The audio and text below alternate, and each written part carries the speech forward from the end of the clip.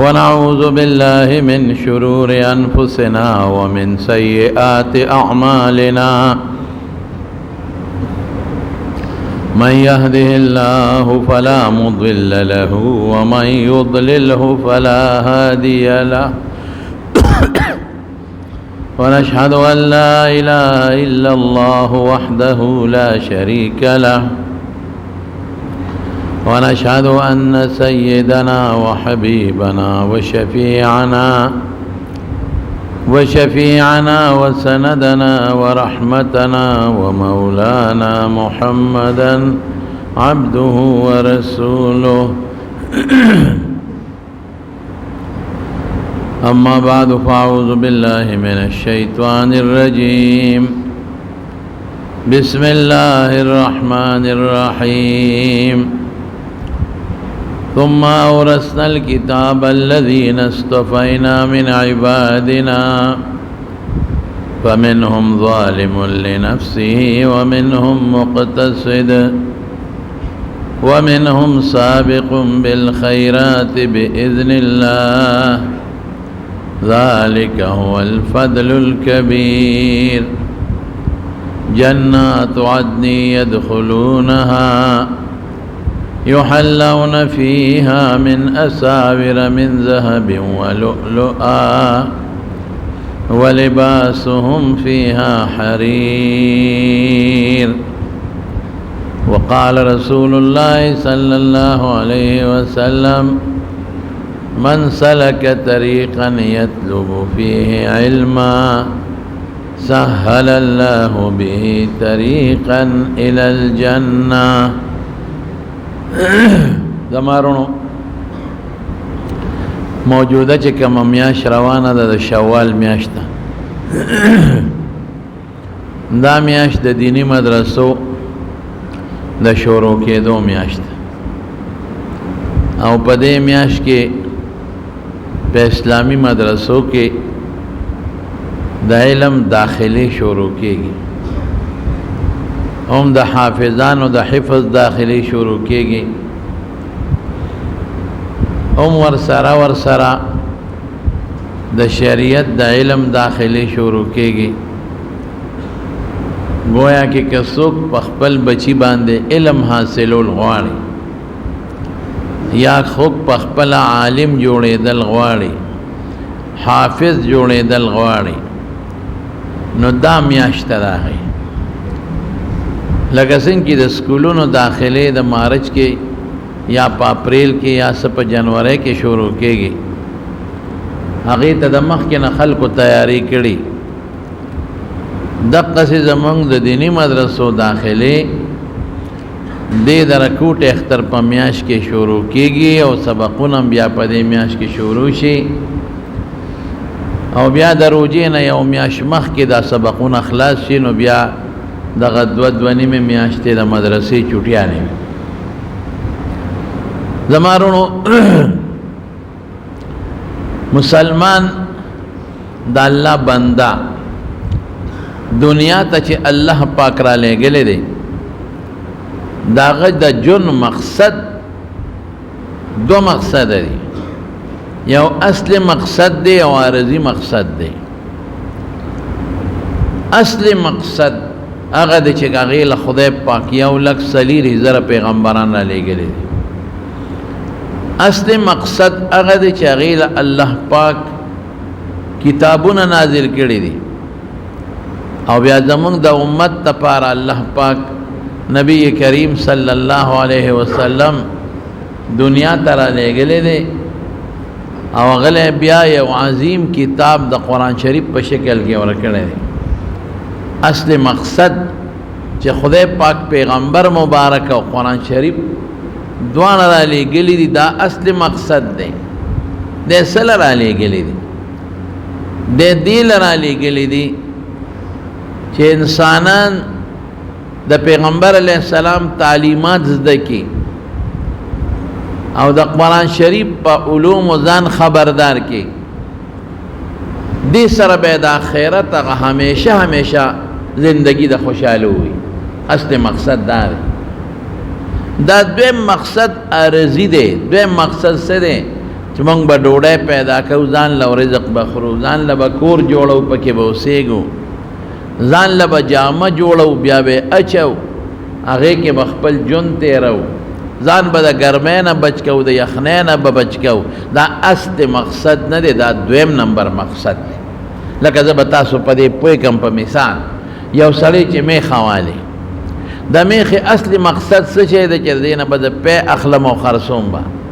د دې نه به د کوچ اخلم، د دې نه به زه غوړي جوړوم. اصل مقصد دا دی. دویم نمبر مقصد دویم دا دی چې کوټه به میخې له جوړی، پکې به اوسېږي، میخې له به ګیام کرې، په بازار کې به وله ګیا الې، مشین به ملې چې ګیا پې وله کوتره کې، بوس به م ولالې، د اوبو انتظام به م وله کې، د ګرمۍ نه به م بچ کې، د یخنۍ نه به م بچ کې. خو دا دویم مقصد دی. میخه که چانه تپوس وکړه چې دا میخه دې څه له واغېسته، ابه چرم ده ونه وي دا مې دې له واغېسته چې ګیا پې وخورم. میخه دې څه له واغېسته، ابه چرم ده ونه وي دا مې دې له واغېسته چې دې له کوټه مې جوړه کړې د هغې کې به اوسم، کوټه پې آبادوم. دا به چرم څوک ونه وایي چې میخه مې دې له واغېسته چې سپیا کې به ته جوړوم. دا به چرم څوک ونه وایي چې میخه مې دې له واغېسته چې زه به د ګرمۍ نه بچ کوم او د یخنۍ نه بچ کوم. دا به ونه وایي. میخه څه له واغېسته، یاره ډېر ښه پی کوي، ښه ذات دی، یاره غوړي م پکې دي، پیم ټینګ دي، کوچ هم کوي. دا مقصد دی. دقه رنګې انسان که خدای دنیا ته رالیږی، دی له نه چې دی به ډوډۍ ډېره خوري او دی به ځان د ګرمۍ نه بچ کوي، دی به ځان د یخنۍ نه بچ کوي. نه، دا دویم نمبر څیزونه دي. اصل وما خلقت الجن والانس الا لیعبدون، الله انسان او پیری پیدا کړی دی لدی چې دی د خدای بندگی وکړي. او د الله بندگی پس کېږي د حضور پاک په تعلیماتو، په سنت و عمل، او د قرآن شریف په تعلیمات و عمل. دا بنیادی سیز دی. نو عمل خو به اله کې چې لاول زده کې، چې تا تر څو قرآن شریف زده کړی نه ته په عمل نشي کولی. مونځ به زده کې نو اله به کې، چې د زده کړه نه کړي مونځ نشي کولی. حج به زده کې نو اله به حج کې، که حج د زده کړي نه ته حج نشي کولی. د زکات په مسلو به ځان پوهې نو اله به زکات ورکې، او که د زکات په مسله د ځان نه پوه کړې د زکات نشي ورکولی. نو زما وروڼو نن د هغه دین د زده کړې میاشت خپل بچي داخل کې په مدرسو کې علم پې وکړي. د پیغمبر علیه السلام د راتلو مقصد په خپلو بچو باندې پوره کړي چې رسول الله مبارک صلی راغلی دی. نبی کریم صلی الله علیه وسلم فرمایي انما بعثت معلما، د دنیا ته دی له لېږلی شوی م الله لېږلی چې خلکو ته شریعت وښیم. نو هغه شریعت به چا ته ښایي؟ فرشتو ته به ښایي که مونږ تاسو ته به ښایي؟ مونږ ته به ښایي. صحابو ته یې وښاو، صحابو خپلو شاګردانو تابعینو ته وښاو، هغې خپلو شاګردانو ته، هغې خپلو شاګردانو ته. او دا اوس نن سبا چې څومره حافظان دي او قاریان دي او عالمان دي، دا هم د هغوی شاګردان دي الحمدلله. او د هغوی مقصد څه دی چې تاسو ته دا شی وښایي. بعثت لأتمم مکارم الاخلاق، رسول الله مبارک فرمایي دی له لېږلی شوی یم چې خلکو ته ښه خوی وښیم. ښه خوی څه شی دی؟ اوس به ښه خوی څه شی دی؟ عایشه بیبي فرمایي د حضور پاک د خوی تپوس ته وشو، وی کان خلقه القرآن، د رسول الله مبارک خوی قرآن دی. نو ګوره پیغمبر مبارک راغلی دی چې خلکو ته قرآن والا خوی وښایي او خلکو ته سنت سره خپل مبارک خوی وښایي. نو زما وروڼو ما تاسو ته دا خبره کوله چې دا میاشت د دې دپاره ده چې تاسو خپله هم او خپل بچي هم خپل نوسي هم په دې میاشت کې یو دوه باسئ مدرسو ته، او هغه شی سپې زده کړئ چې د کوم څیز دپاره رب العالمین نبی کریم صلی الله علیه وسلم را لېږلی دی، او د کوم څیز تپوس به موږ نه الحمدلله په قبر کې هم کېږي او په آخرت کې به هم کېږي. بیا د دین علم چې چا زده کو، دا د خدای په نزد د لوړې مرتبې خاوند دی. قسم دی که د دین د عالم نه د خدای په نزد د لوړې مرتبې خاوند بل شته. دا ته د ګوره صفا قسم مې راته وخوړ، د خدای په نزد د لوړې مرتبې خاوند هغه د شریعت عالم دی چې عمل ورسره با عمله دا د شریعت عالم، د قرآن عالم او د حدیث او د سنت عالم، دا د خدای په نزد د ډېرې لوړې مرتبې خاوند دی. نبی کریم صلی الله علیه وسلم فرمای من سلک طریقا یطلب فیه علما، چې څوک په داسې لار لاړ چې دې پکې د شریعت علم زده کوي، سهل الله به طریقا الی الجنه، الله پاک به دته د جنت لار آسانه کړي. علم چې څوک زده کوي د جنت لاره به ورته خدای پاک آسانه کړي. دا په ترمذي شریف کې حدیث دی. نو عالمانو له خدای په دنیا کې هم لویه مرتبه او په آخرت کې هم لویه مرتبه ورکړې. یو ډېر لوی عالم تیر شوی دی قفال شاشي رحمت الله علیه. زی قبر لتلم په ازبکستان کې په تاشقند کې د هغه قبر دی، او یو ځای کې یو لوی قرآن شریف پروت دی، هغې ته څوک دننه نه پرېږدي، خو الحمدلله مونږ یې دننه ور پرېښودو، چابي راته ور دروازه کولاو کړه ورغلو. دا هغه قرآن شریف دی چې کوم قرآن شریف حضرت عثمان رضی الله عنه صحابو ته ویلي و، په لاس یې لیکلی، د هغه د زمانې د لاس لیکلی قرآن شریف دا پروت دی. او د دغه کم ځای کې چې دا قرآن شریف پروت دی کولاو دی، داسې په شیشه کې بند کړی دی او کولاو دی، غټ قرآن شریف دی داسې. بره یې په ښکلې مزېداره کمره جوړه کړې، قالینونه پراته دي، نو هر چاته یې نه کولاوئ، خو بعد چې میلماني هغې ته دروازه کولاو. نو هغې سره خوا کې ما ته یو ملګري وی چې دلته یو لوی عالم دی او د هغه قبر دی، ورسره خوا کې مدرسه. مې څوک دی؟ وی قفال شاشي رحمت الله علیه. نو ما خو بیا پیژنده، نو لاړو د هغه د قبر زیارت مو که خوا کې. دا قفال شاشي دا څوک؟ ابو بکر دی کنیه وه، ده به جرندې جوړولې. قفال قفل په عربۍ کې جرندې ته زبردست لوورو او ډېرې خشته جرندې به جوړې. بعضې لوور په دې چاکوانو کې ماهري، د هغه د لاس چاکوان ډېر زیات مشهور یې، لکه د پلانکي د لاس چاکو. بعضې په لرونو کې مشهوري، د پلانکي د لاس رمبې یا د پلانکي د لاس لور. دا بعضې لوارانو په خپل فن کې یو تجربه د به جرندې جوړولې، ډېرې قیمتي جرندې. او هغه زمانه هم داسې وه چې د بادشاه خزانو ته به جرندې لګېدې، هر چا به کورونو کې غټې غټې جرندې دروازو ته والې. نو ده یو ځل ډېرې خشته ښکلې اعلی قیمتي جرندې جوړې کړې چې ښه مضبوطې هم وي او بغیر د دې چابۍ نه به بله کولاویږي هم نه، هسو کې کولاولی هم نشي، او سپکې مې دی جوړې کړې د بادشاه دپاره چې دا د بادشاه له تحفه کې وړم. نو اخو د دې زمانې بادشاهانو په شانو هغې نه به یې ټیم اخیست. نو دې قفال شاشي د بادشاه چې کوم خاص سړی و هغه له درخواست ورکړه چې ما بادشاه له یو قیمتي تحفه جوړه کړې ده او دا د په خپل لاس بادشاه ته پیش کول غواړم. نو دله یو میاشت ټیم ورکړه چې ستا به میاشت پس نمبر راځي. خلکو بادشاه له تحفې راوړلې، ابه بادشاه له ورکولو چې د بادشاه به تحفه خوښه شوه نو بادشاه به په انعام ورکاو. دې غریب یو میاشت انتظار وکړ چې میاشت پسې نمبر راغی او دې لاړ. نو دې په لین کې ولاړو، یو کس به ته او بادشاه له به تحفه پیش کوله، به بادشاه انعام ورکو چې تحفه به یې خوښه شوه. او چا به بادشاه ته خپل مقصد وی چې صاحب ما سره پلان کې ظلم کوي، زیاتې کوي، لکه خپل حاجت به بادشاه ته وی. دا قفال شاشي وی زما نمبر راغی. یو میاشت انتظار، او بیا یو میاشت پس چې سار رالمه نو نیم اروس خو مې په لین کې په انتظار تېره کړه. خو چې بادشاه ته څنګه ورورسېدم دربار لګېدلی دی او یو کس اجازت غواړي او راځي، وی دی کې دربان اعلان وکړ. اعلان یې وکړ چې بادشاه سلامت، زمونږ د علاقې فلانکې عالم اجازت غواړي او داخلېږي.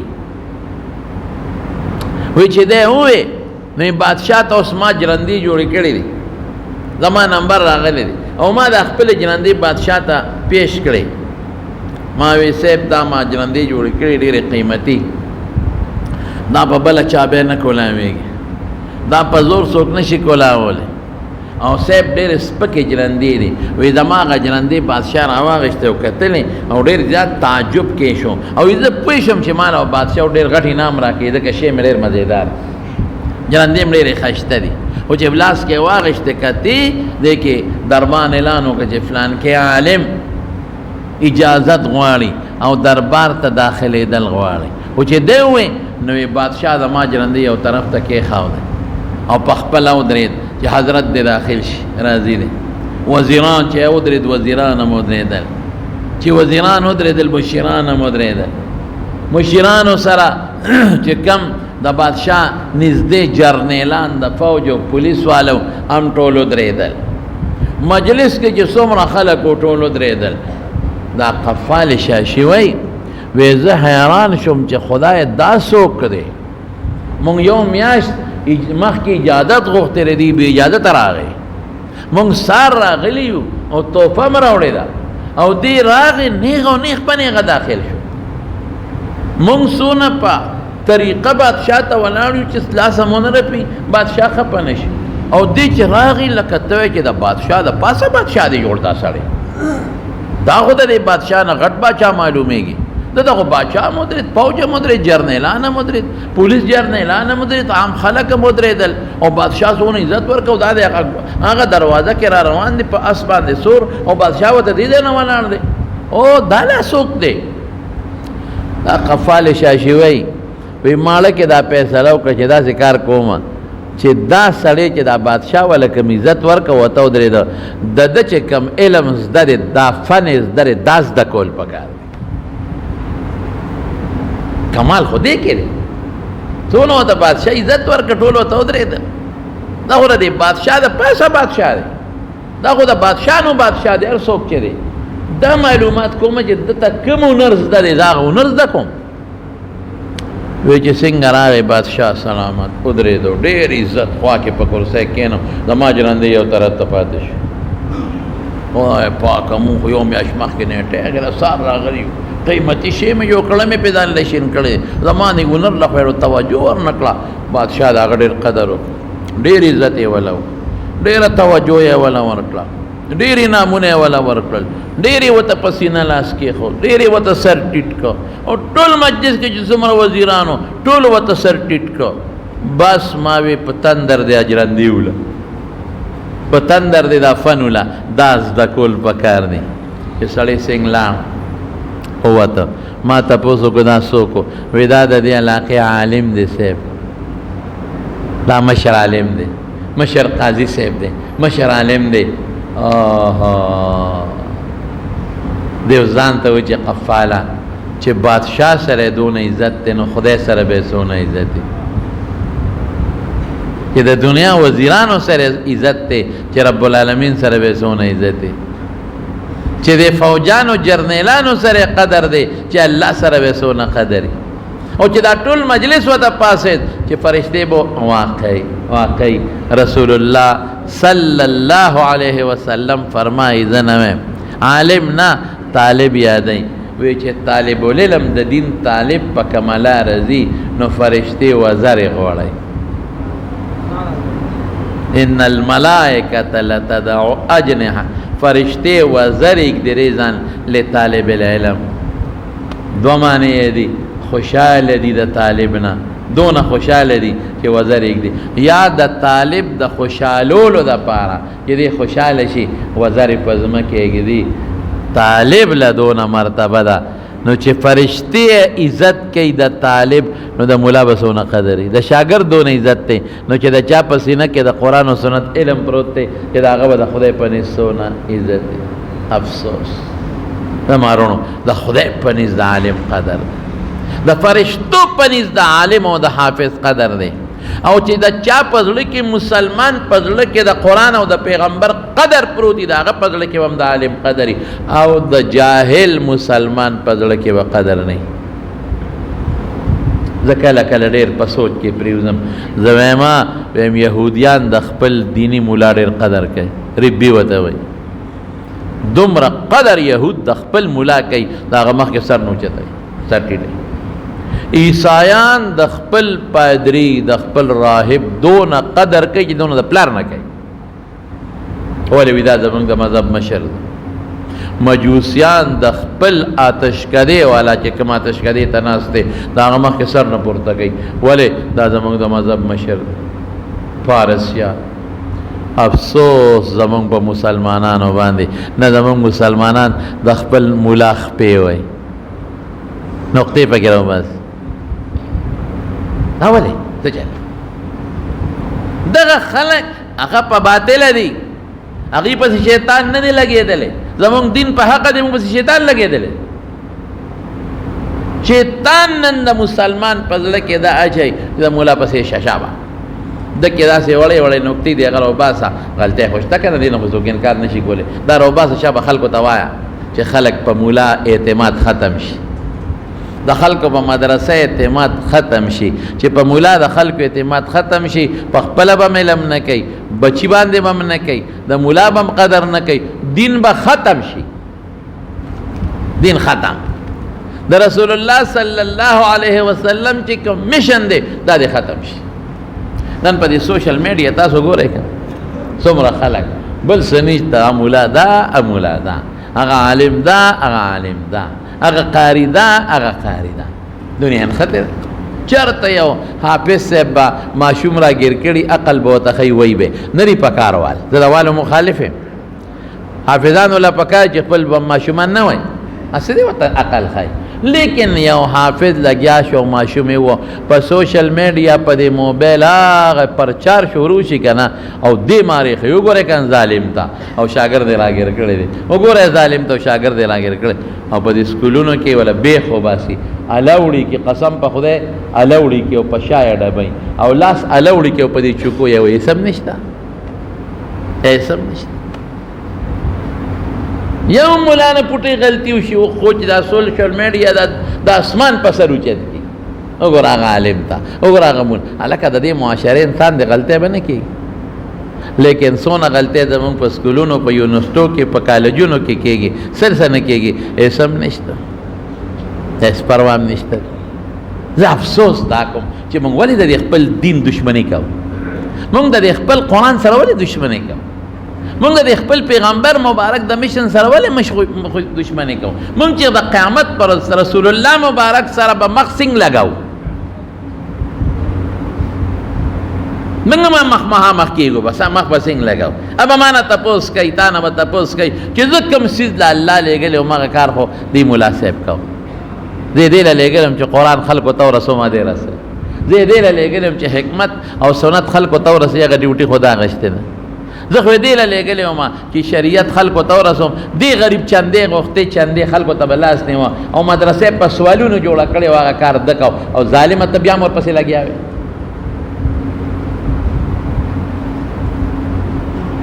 نه به کوي انشاءالله العزیز، نه به کوي خیر انشاءالله. د چا په زړه کې د خدای قدري، د خدای د قرآن قدري، د پیغمبر قدري، د پیغمبر د سنتو قدري، ابه د دین د عالم او د حافظ داسې قدر کوي په سر به ګرځئ. او سپک وته نه وای، د خو دین د سپک قتل دی. ته چې لوړ ته سپک ګورم خو لوړې ته سپک قتل شو که نه شو، ترکان ته سپک ګورم د هغه ترکانې ته سپک قتل شو که نه شو. نو چې د علم مولا ته سپک ګورې، مدرسې ته سپک ګورې، نو علم او شریعت ته سپک قتل د خدای بدبخته د خدای نه ته نه یېرېږي، الله ته به نه مخامخ کېږي. هغه قفال شاشي څه وایي، وایي هغه وخت مې دا قصد وکړ، بس دا هنر زده کوم، دې سړي کې چې کوم هنر دی علم زده کوم. کمال خو د دې دی، علم یې شروع کړه، جرندې مرندې په ځای پرېښودې. بادشاه ته وي سلام علیکم بچې تا سره ما دا جرندې راوړې دي قیمتي، با جرندې به خپل کار. علم یې شروع کړه، رب العالمین ته د خپلې زمانې لوی محدث جوړ کړ. داسې محدث ته خدای جوړ کړ، مفسر ته خدای جوړ کړ، فقیه ته جیاز خدای جوړ کړ چې د امام شافعي رحمت الله علیه د مذهب ډیر لوی شخصیت ته خدای پاک جوړ کړ. او په جون خو یې څه کوې چې په مرګ نن قبر او زیارت له دنیا را روانه ده او قبر ته یې ولاړې.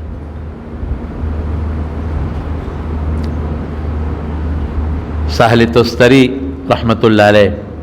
سهل ابن عبدالله تستری ډېر لوی بزرګ و، ډېر لوی بزرګ ولی الله د زمانې و. حضرت امام ابو داود رحمت الله علیه ناسته دی ولراغه دی ولراغه کې ناسته وی حضرت یو مقصد دراغلی ما لا مقصد به پورا کړي وی کده ما په وس کې پستا په وس کې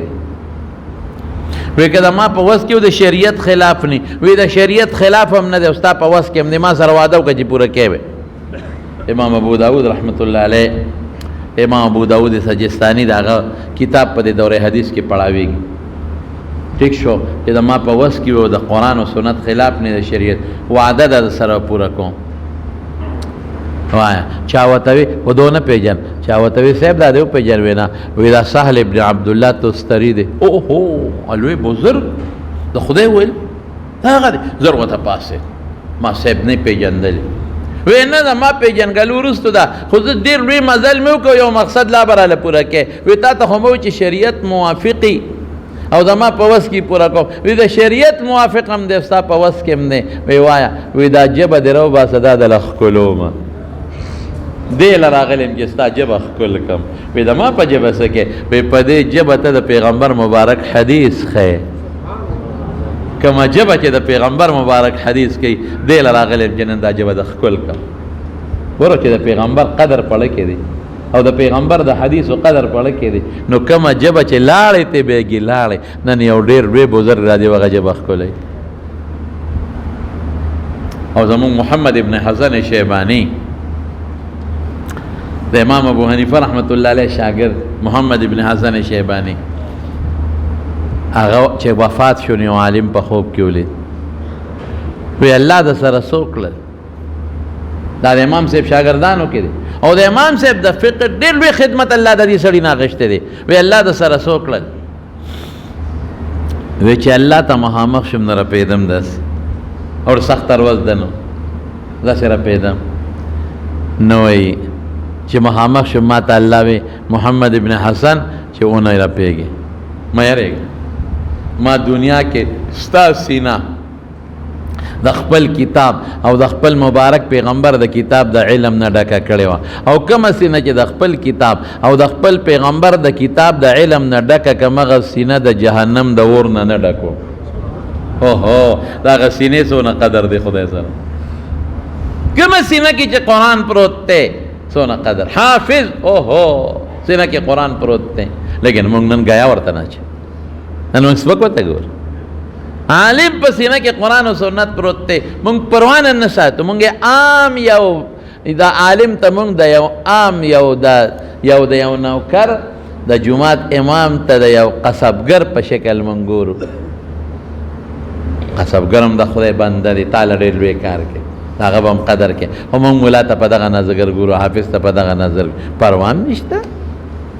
قدر نشته د موږ په خلکو په زړه کې بالکل او الله سره شته ستا سینه کې مې خپل کتاب او د خپل پیغمبر د کتاب علم اچولی او کومه سینه کې چې دا ور واچوم مره دوزخ ته اور نه ډکم ما دې تپوسو کې امام ابو یوسف څه شو وی هغه د ما نه بره مرتبه کې بیا مې تپوسو کو حضرت امام ابو حنیفه رحمت الله علیه څه شو وی هغه چې تپوسو نه کې هغه خو په ډېرو ډېرو مرتبو کې بنا ناست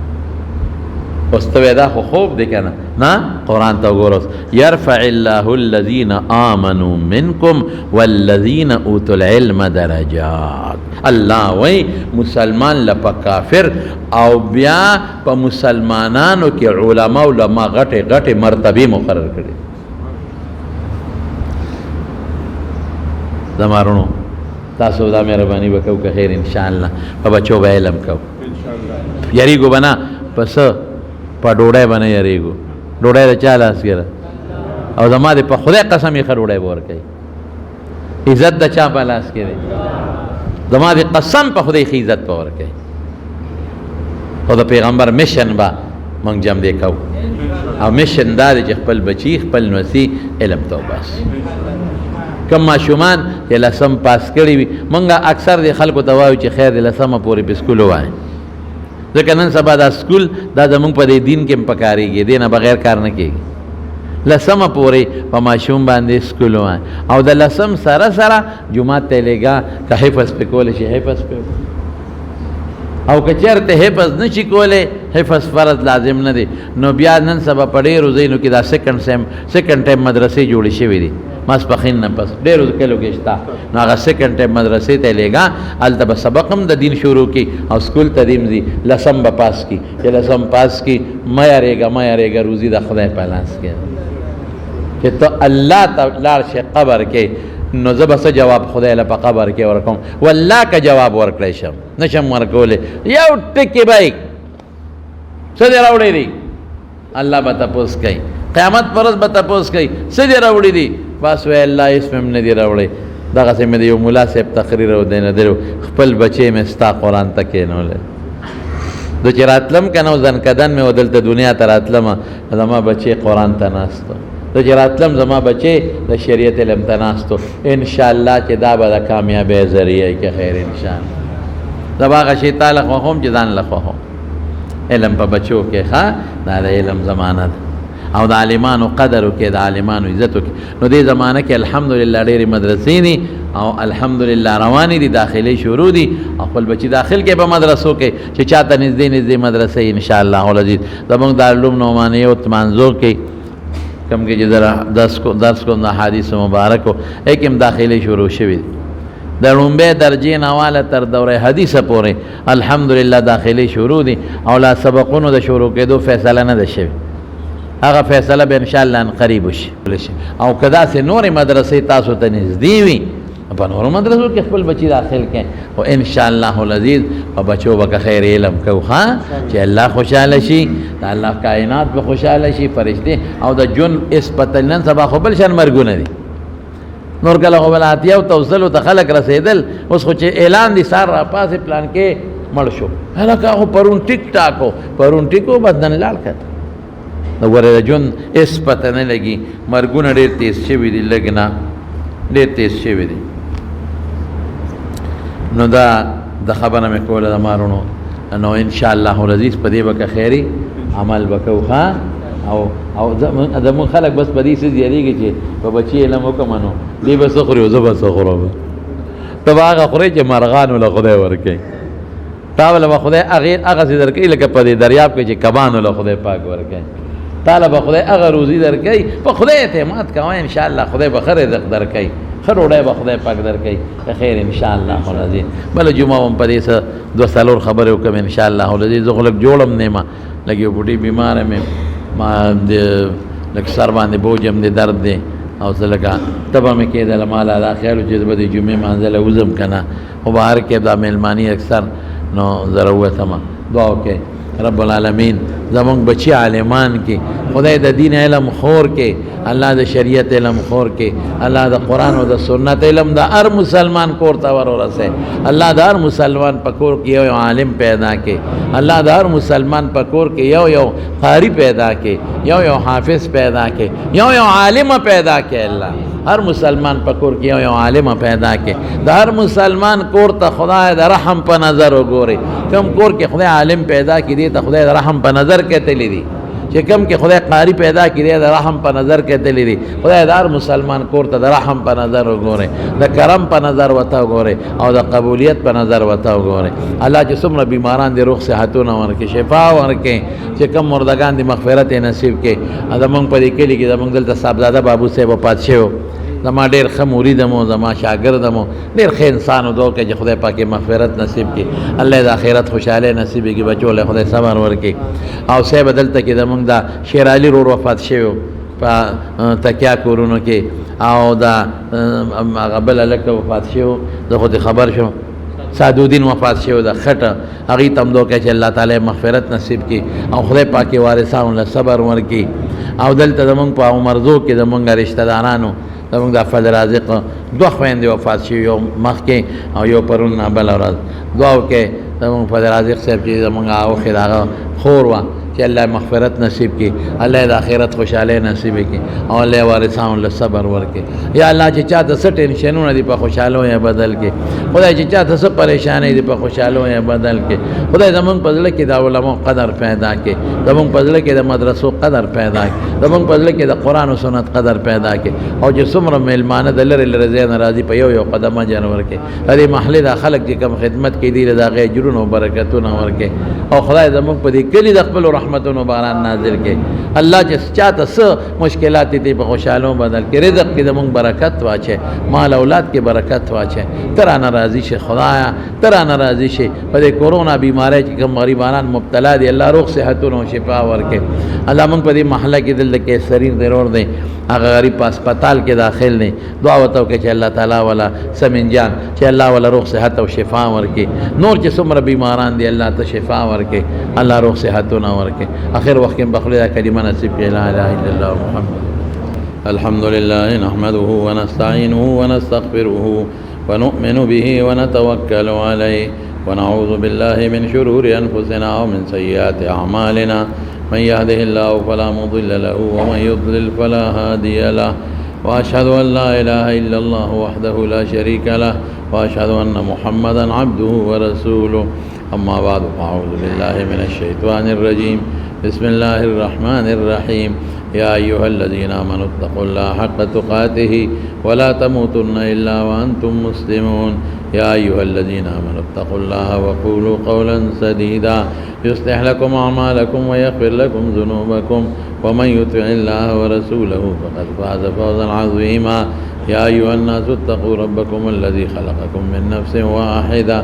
وخلق منها زوجها وبث منهما رجالا كثيرا ونساء واتقوا الله الذي تساءلون به والأرحام إن الله كان عليكم رقيبا.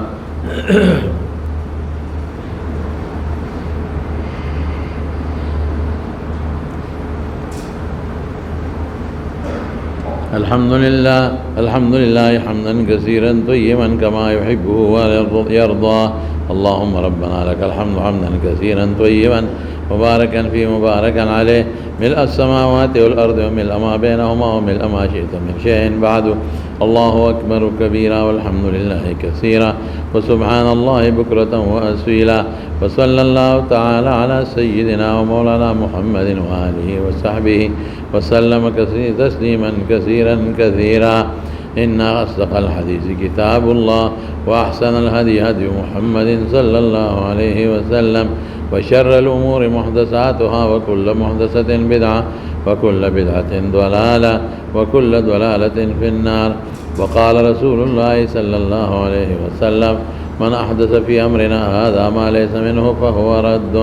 وقال رسول الله صلى الله عليه وسلم لا يؤمن أحدكم حتى يكون هواه تبعا لما جئت به. وقال رسول الله صلى الله عليه وسلم لا يؤمن أحدكم حتى يحب لأخيه ما يحب لنفسه. سبحان الله وبحمده سبحان الله العظيم. سبحان الله والحمد لله ولا إله إلا الله والله أكبر ولا حول ولا قوة إلا بالله العلي العظيم. اللهم إيمانا بك وتصديقا بكتابك ووفاء بعهدك واتباعا لسنة نبيك وحبيبك محمد صلى الله عليه وسلم. اللهم لك أسلمنا وبك آمنا وعليك توكلنا فاغفر لنا ما قدمنا وما أخرنا وما أسررنا وما أعلنا وما أنت أعلم به منا. أنت المقدم وأنت المؤخر لا إله إلا أنت وحدك لا شريك لك وأنت على كل شيء قدير. اللهم اهدنا لأحسن الأخلاق إنه لا يهدي لأحسنها إلا أنت واصرف عني سيئها إنه لا يصرف عنا سيئها إلا أنت. لبيك وسعديك والخير كله في يديك والشر ليس إليك. سبحان الله وبحمده سبحان الله العظيم. سبحان الله والحمد لله ولا إله إلا الله والله أكبر ولا حول ولا قوة إلا بالله العلي العظيم. اللهم ربنا آتنا في الدنيا حسنة وفي الآخرة حسنة وقنا عذاب النار. ولذكر الله تعالى أعلى وأولى وأعز وأجل وأتم وأهم وأكبر والله